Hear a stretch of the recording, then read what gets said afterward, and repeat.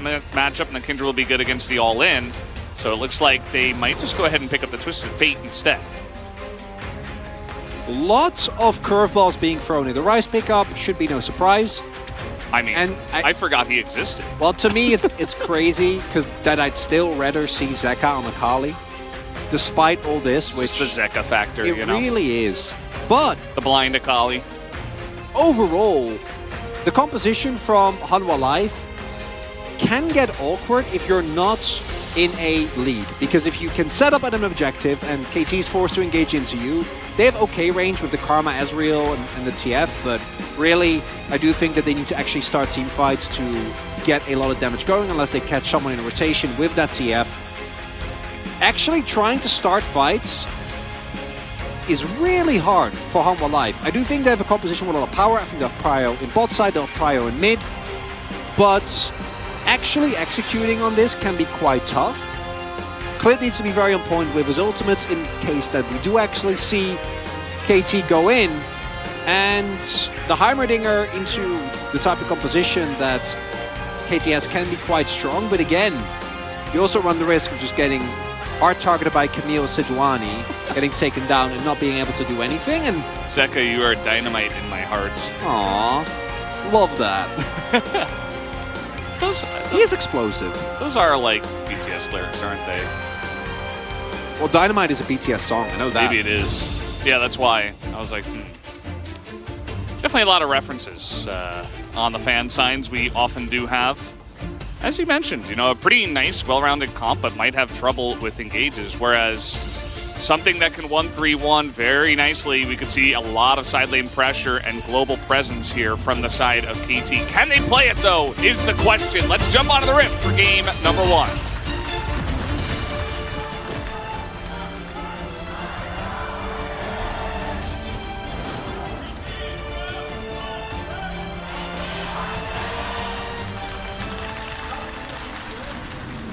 Here we are on the Rift. I feel like we're in a very unique position for both of these teams emotionally. Hirai, in his recent interview after their loss to Live Sandbox, he declared, "We lost because we were bad." There are many things to reflect on. It is disappointing that numerous mistakes that I touched on during practice were made. The players should be alert of the situation. That is pretty much the most scathing review I have heard from a coach in the LCK of his own team in quite a while. By the way, Life able to set up turrets here very early on as Heimer in the lane. This is great for early lane control in the 1v1. Early or double Comet as well, which is not fun to play into as far as the bot lane go. Aiming is going for the TP. TP obviously a summoner that can be used in two ways, either to recover if you have a very bad start to the lane, try and trade a little bit more aggressive in terms of health, and if you get poked out, you can just get back, but also can be used to try and gain priority and extend some pressure around a possible early objective, as there is a ward here on the red buff, meaning that they will be aware of where Clid is going. Clid, by the way, going for the Conqueror build. The Conqueror Keystone, rather. We have seen a number of different builds. PTA is the classic Kindred Keystone when you want to go for a lot of early aggression, try and look for an early kill or two. Conqueror obviously scales very well. Also was Pioshik's favorite when he pulled out the Kindred, as Aiming and Lahan's not going to be able to really walk up to the wave here, unsurprisingly. But it's Ezreal, so we'll at the very least be able to still farm. Hasn't missed it yet. This is the way this lane is going to go. KT did not try to really threaten or fight for priority in that lane. They kind of know what they have to deal with down there, so they'll just be farming back and forth. So that's a prio lane for Hanwha Life Esports. Zeka pushing very strongly here in the mid lane. He's going to have priority early. The top lane in the range versus melee matchup early could be nice for the Gnar, although it does depend a little bit on the way that the Camille plays. So decent amount of prio early here from the side of Hanwha Life Esports. Lahan's also playing against his former teammate. Of course, Lahan's and Viper were on Hanwha Life in 2020, just straight up 2020. I was going to add something, but there was nothing to add. That was when they were... The year that existed. It was definitely, it was a weird year, as I was actually expecting Kingdom to be able to get a little bit of early pressure, because post 6 this matchup obviously becomes kind of tough, as from that point on Keen, if he does find Mininar in an awkward spot, Kane gets engaged on, he can be in deep trouble if his Gnar bar is not up to the required level. But early on, definitely very heavy priority, and you see Keen also using the prio that he has on the top side to know where Klid is, and now we might see a little bit of a contest here, because they really want to try and secure the mark.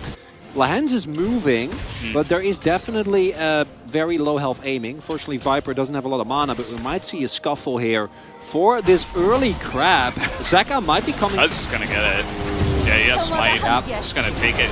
They just got over there early. So like, all AP Sports, yes, Lahens might be forced to flash here. This is getting pretty close. Klid could also flash in. There it is. Lahens just gonna just shield in his face. He's like, yeah, cool story, bro. I don't care about your lack of damage. Unfortunately, that's one of those moments where if you have PTA, probably get the kill. Also, no awareness of where Cuz was there, because no vision. So Klid could have definitely chased off there and gotten the flash, but for all he knew, Cuz was about to go in and collapse. Little did we know, or did he know, that Cuz was like, no, I did my job, I got my double scuttle, I'm going home. I'm getting a good back. Oh yeah, and he really did.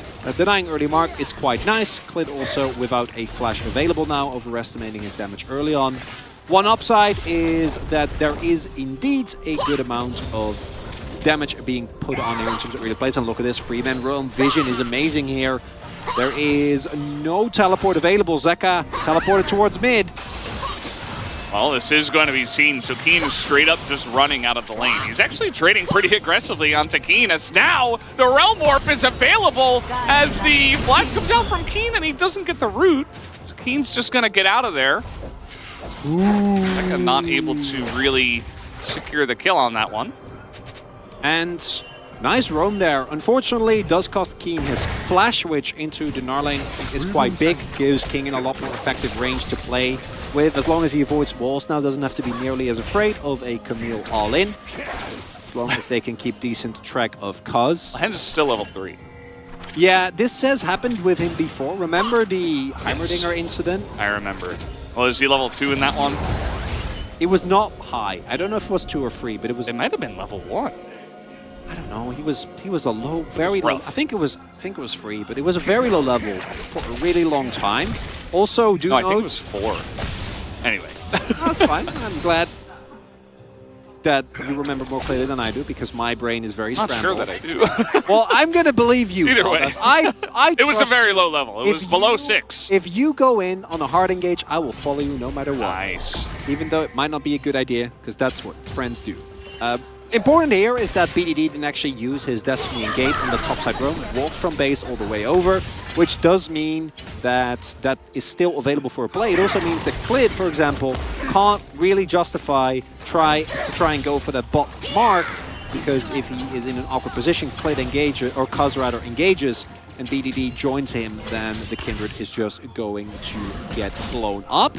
And thus far, KT able to actually reliably deal with the Kindred does come at the cost, as we can see, of BDD's farm, who is now getting substantially behind. And bot lane, as expected, really bleeding a lot of resources. Because while Klid is being set behind, Viper and Live have had the ability to just play their game for the entirety of the 7 minutes thus far, and it's Timer Varus. Yeah. So. I mean, Viper's just not missing his shots, right? Like, we were very excited to have Viper, honestly, obviously, back in the LCK. Just how awesome of a player he is, how skilled he is, he's a great guy. And we do have a little bit of a trade here, but it looks like they're just going to push out the lane and get a good back. This Infernal Drake is live after all. But, yeah, the first couple of games, he wasn't exactly the main carry. You know, he was playing, like, decently well, but he wasn't, like, popping off, right? So still waiting for that moment for him. Doing well in the lane so far. And I don't think this is going to go anywhere. For aiming at Lahens, this is the unfortunate reality of playing into Heimerdinger. You just... Yeah, they opted into this. Much. And Karma makes it better than it normally would be, which says a lot, as Love this from Clid, using the false sense of security as they have pressured bot lane so much. No teleport available yet. No, the bot lane is back.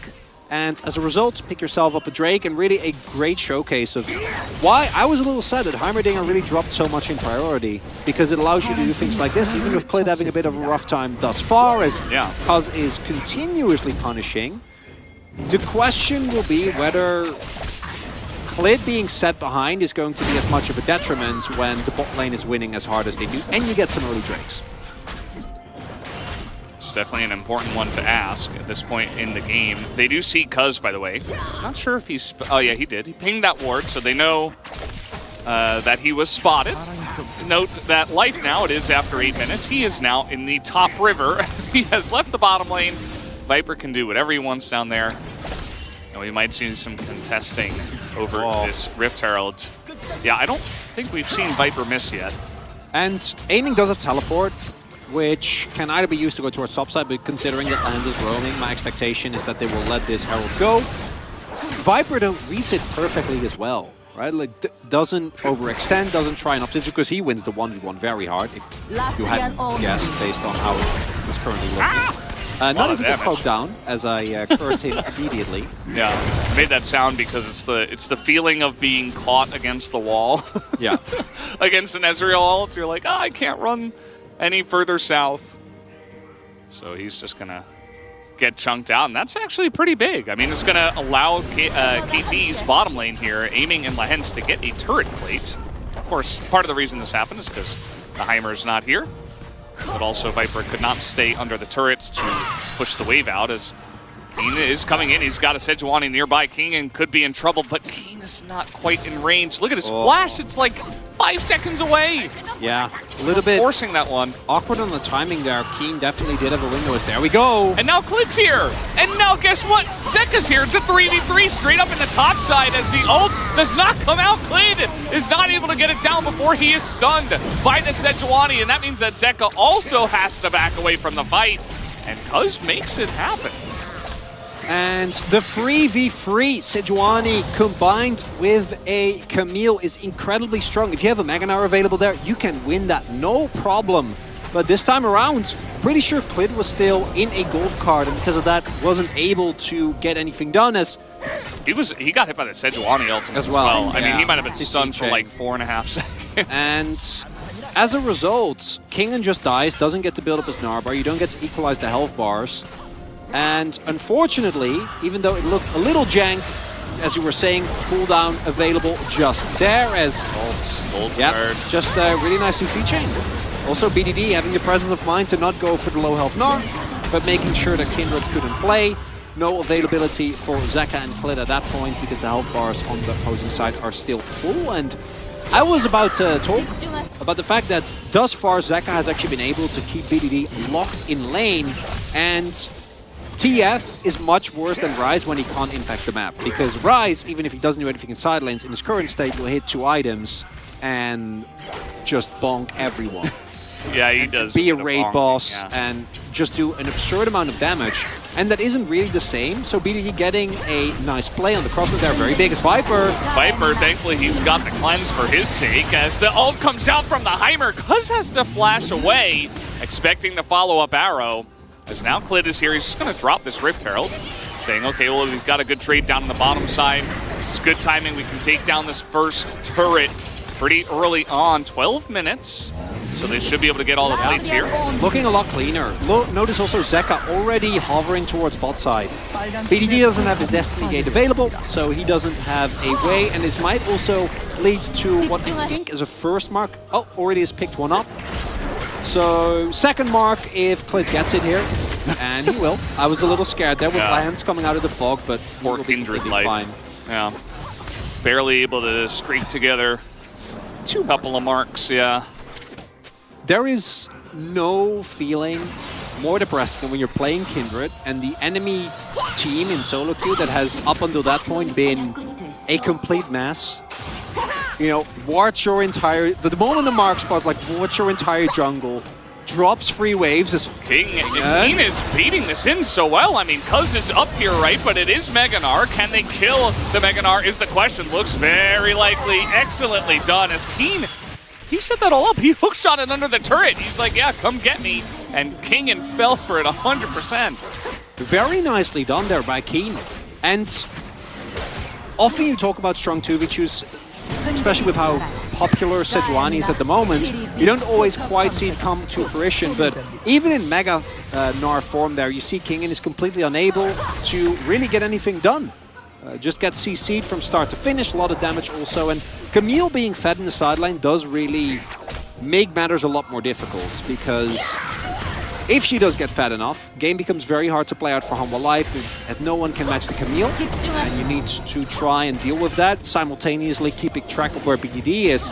Can be very hard as we get into the later stage of the game. Fortunately for Hanwha Life, bot lane, again, still an amazing spot. Zeka is comfortably scaling as well, and if they can get a second Drake here, and maybe roll like a Mountain or a Hextech, should still be feeling good. Hey, we can't all roll, you know, nat 20s and get Hextech every time. But yeah, I mean, that would be excellent. Might be a Camtech. There you go. Yes. That's the one we don't want the most. Hey man, Jeff's a nice guy. You do not like. Don't pretend with me, Valdez. Yeah. Also, Jeff true is only in feelings. Challenger League. We have bonus memes in Challenger League compared to LCK. You guys wouldn't know unless you watched on Mondays and Tuesdays at 2 p.m. and 5 p.m. Korean Standard Time. But anyway, this top lane is kind of done. I mean, Kingen is just getting bodied. Yeah. It's very difficult for him already. So you got to wonder what's going to happen as the game comes along here. As Clid he's got it right on the angle here, but Cuz is just going to throw an ult in. The damage will go the way as the smite of Cuz will last hit it, and we will have a Mountain Soul for this game. Possibly a blessing in disguise for Hanwha if they are actually able to build up more of these. But if not, I guarantee you do not want to play against KT stacking multiple Mountain Drakes. Right? Camille already can be hard enough to kill this, same for Sejuani. That's going to be way worse. And Hanwha Life has one damage dealer that can actually get through these health bars, and that is specifically Clid. Is going for the Kraken Slayer build. Would not be surprised if he picks up a Blade of the Ruined King as well. That's what Pioshik has gone for many a times. Kingen, yeah, he's fine, but he doesn't really win trades because he's so far behind in terms of items. Almost got through his physical damage shield. And Viper is Lethality Varus. And Viper thus far, I think, has played great. Applied a lot of pressure. That's all nice. But if you're playing into a Mountain Soul shield, you don't do a lot. As life, no, that's not the build. No, that's not what you want. Well, not the proto belt again. Not the rocket belt. He wants the boom boom go fast belt. I'm not on board. That's the name now. Okay, well, we are gonna have the chains coming out here, and Cuz is in a little bit of trouble, but he is able to get away. He is already decently tanky enough. There's another good Ezreal ultimate will come through. Cuz, of course, on the jungle. He will not be able to teleport back into this one, so they might just give this one away. As the smite will come through, lands and aiming, just poking them away. We did see the Destiny Gate come out, so I thought maybe there was going to be a fight, but not meant to be, as BDD just gets back to lane, and now he's going to roam down to the bottom side. As overall, Second Herald, mostly useful to try and break open that mid lane. As here we go. Oh, here we go. Keen has flash. That Gnar was not good. He's going the opposite way. He's just getting out of here. He is going to take 2 turret shots, though, but Lehens is here, trying to help out. There's the shield. He will finally have to flash, as the Mancer Q is enough to slow them both down. Lehens does a good job. They're now kind of stuck in here. Lehens might have to flash out of this one. Poor support. He's just going to have to flash there. BDD is just getting free value on the bottom lane. He's going to take down this turret. And something we haven't talked about that much is that KT is running triple teleport. And triple teleport... Oh, King's dead. Uh-oh. Okay, he's going to flash away. Hextech Ultimatum could have been used, but would have been close. Might have died to Meganar. Kingen getting the amount of draft priority that he did and then not being able to get a lot done on Gnar is Rather unfortunate. Viper looks... Ooh, okay, he's got... Yeah. Still a cleanse, so it was fine. Does have to blow the cooldown, which is unfortunate, but that could be the end of the world as... Yeah, King and blind picking the Gnar is fine if the Gnar then actually works. They also expended like another ban as... Life just kind of laughs at him, throws a grenade in his face. Okay. He's being chased down here though, and there is the stun. No damage does come out as the super turret is here. Life is, you know, probably not the best position. He did play it decently well, but at the end of the day, he is going to go down. And back-to-back, kind of awkward moments for Hanwha Life as they are just not able to get anything done. He's getting in there. He's got the backup from Viper, and that's why he's going so ham here. Tons of damage coming out, and they will trade supports.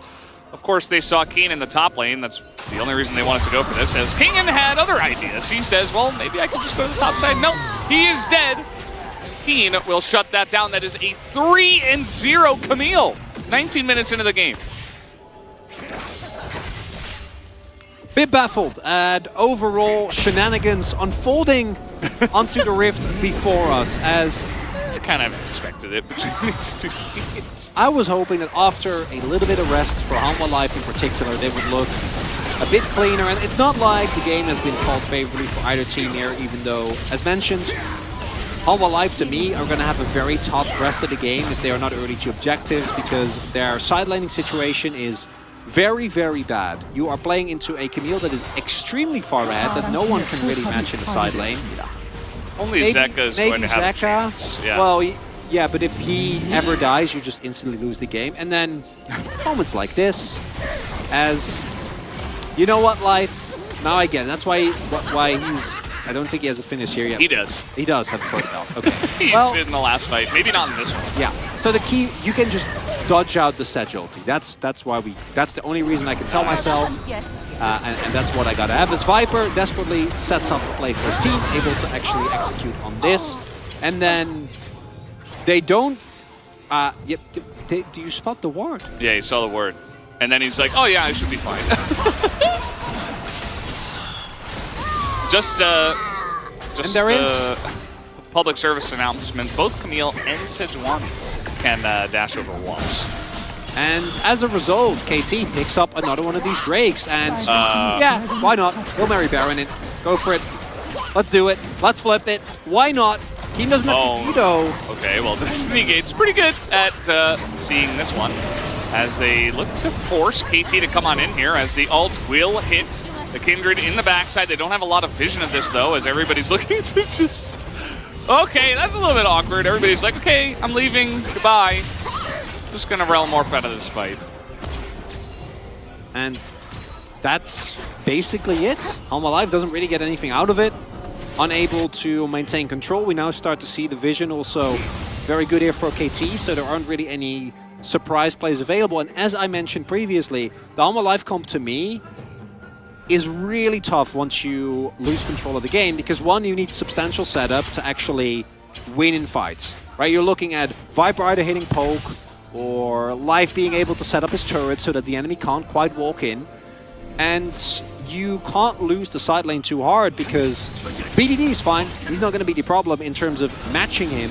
But BDD, as soon as he's in fog, you need to respect, because if Camille is anywhere and BDD Destiny gates, even if you might be like moderately okay, which based on the gold, Zeka isn't even in that great a spot. Obviously, he's playing against TF, so TF does have somewhat inflated gold in terms of where he will always be compared to his lane opponent, but this Camille is a really big problem, and KT has a perfect draft for keeping Keen safe in the side lane as well. And for Hanwha Life, you're kind of relying on some mistakes from your opponents to, from this point on, get a lot done, because KT can just pull you apart. Right now they have 2 teleports available, but once aiming as is up, even he, Ezreal is like very safe in the side lane. It's not like you can easily take him down either. And the Hanwha Life comp starting to feel more and more awkward. KT, I think, in a wonderful position in this game. Yeah, they're just hanging out. They will have an immense amount of side lane pressure. For now, they're just... they were keeping the TF and the Camille separately, but as you mentioned, they can join up at any time. You could also just... you know, especially before there's a lot of Baron pressure. Just keep your jungler here and say, okay, well, King, now you're at risk of being dove, which is just going to make things even more... Look at the vision as well. Okay, they're going to try to get on top of Clint here, who is going to get his ult off, just barely, as they have gone pretty deep for this one, but still a pretty decent trade here for KT. Keen does have to get out, as some extra chunks were done on the backside, and actually Zeka wasn't even there. He's just in the top side pushing, so actually ends up being a pretty decent trade here for Hanwha. Actually quite nice, as you point out. Does mean that Keen now won't have stopwatch available, kind of limiting some of the more aggressive plays that he can go for. Zeka is definitely gonna have to peace out, although, as mentioned, I think he'll be completely fine. Does get his ROAS stack and his level 16 right there, as we get to witness that, which is cute. Cool.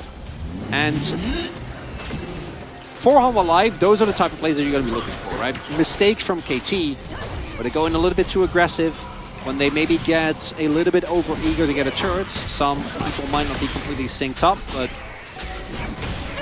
if KT played this out perfectly, I think it is very hard for Hanwha to really get anything done unless, you know, King finds a multi-man ultimate or Zeka pops off completely in the fight, which can definitely happen. Yeah. And also KT has been known at times to be their own worst enemy. Yeah, I mean, so far it's looked pretty clean from them, to be honest. I feel like Cuz is really kind of, like, King got an early lead, and then Cuz was like, okay, let's expound upon that, you know, like, let's really try to pressure the top side of the map, which isn't always what you see. You know, they drafted Ezreal Karma almost to just say, okay, we're not playing bot side at all. We're just, you know, let you down there, you're going to farm, you're going to be safe, it's fine. But we're not going to focus on that at all. Let's get Keen ahead and try to win this top lane matchup. And, I mean, Keen hasn't been... Okay, ults will come out here. Lid this time will be able to hop away from that one. So yeah, Keen hasn't been exquisite in his play, but King neither. So I think now Keen kind of stepping up to the plate, put on this opportunity to carry counter the top side, is doing quite well. As it will be Clint picking that one up. And we will have a Drake spawning in 20 seconds. I don't know if Hanwha feel like they can contest this. I could take a big chunk there. Of course, aiming, as you pointed out, not really has been in the greatest spot this game, but it doesn't really matter. Still has been able to pick up all the farm that he needs to, so even though he lost his turret relatively early on, yeah, he doesn't care, right? Right now, you're Ezreal, you're feeling great. If you pick up another Mountain Drake or two, then it's not like the lethality Varus is really going to hurt you that much. Here we go. TF in the bottom lane. Kingin is just getting pummeled, and there's no recourse. This is exactly what we talked about. Hanwha Esports. He's available. Yeah, they immediately try to start the Baron, but KT will be here. I guess they're at least trying to force these teleports. They are not in a good spot. Health bars are low. Life is going to go down. Clint has to ult underneath this Baron, as they are just being cornered and outplayed. Over the wall will go Keen, as Zeka's trying to do something to help out Viper, but that is not going to work out. Baron will go the way of KT, as Viper even flashing. He is never going to get away from this one, so pretty confusing. But either way, he will go down, and Zeka remains alone, 0-0-0. Sometimes a game just play out the way that you expect it to, and in this case, this is textbook. You can easily collapse. Hanwha, I think, felt like they were in a very awkward position. You have to try and force something, and even underneath the turret, Kingdom is not safe at all. Double TP comes through, and you can stall for a little bit here as Hanwha, but it doesn't matter. Baron served on a silver platter here. Viper, I think, desperately trying to, you know, maybe get a steal. Not going to be the case, and even if he did, wouldn't be enough. Fortunately for Zeka, he actually gets the teleport off, which keeps him safe, but that is Baron now going over to KT. So you now have a Bad Camille splitting in the side. GA's available. They get another dragon, and for Hanwha, not a good look in game number one. Draft kind of awkward, doesn't end up working out in a weak individual game from Kingen, with Cuz doing a really good job, leading to a really lopsided gold graph here after the 20-something minute mark. 25, I want to say? Roughly. Like I said, you know, I think KT can get a pretty large lead through the jungle, and the top lane is really benefiting from it, as now Kingen is going to be dove once again. again, this is just the way this comp plays out. There's really no recourse. Like, Life and Kingen at this point, like, stuff could have happened differently earlier on in the game, as Life is ganking? I'm not sure, but he's dead. As the ult will come through, and KT looking to take a relatively quick one with this composition. And not even the power spike of the propelling Heimerdinger is going to be enough. The movements, not enough to outplay. And KT, very clean, very convincing game number 1 here. Sacked their bot lane early, but what they got back for it in return was simply incredible. And Humble Life, Zeka is not on Akali or Sylas, and as a result, team doesn't really get anything done. KT not gonna end it at this point. I mean, one of the things you mentioned in the draft is that Life Esports are really going to have a difficult time forcing team fights, and KT have done a fantastic job of just saying, well, we're only going to fight you when we want to. And if you want to fight, like, you can't do anything about it. Now what do you do? Right? What do you do? Unless we just, you know, donk into you, essentially, which they have not. Here he comes. Watch him soar! He gave his life for the good of the team. I think. I don't know. He didn't get that much done. Unfortunate moment there. Keen has a GA. He's also sitting on an elixir of iron, in case he wasn't unkillable enough with his GA. Nice, nice. And his 6-0. Oh man. And at this point, as Hanwha, you're going over, okay, what do we do next game? To me, gotta start in the draft. You can't put this much priority on an R for it and waste bans on it for it to still get counterpicked, get absolutely demolished. It's kind of interesting they didn't ban the Camille. I mean, they did ban the Aurelia instead. Yeah. And the Cassante, I mean, that's something that the Gnar has been picked into many times. So they went for that ban just based on Cassante power level right now. As Kingen's like, please let me play the game. I just want to ult someone, anyone. I don't think he's hit a single person with this ult. Maybe one time, not sure. As the siege will happen, and KT will slowly but surely finish off this extremely convincing game. The Kindred was there, and now she's not.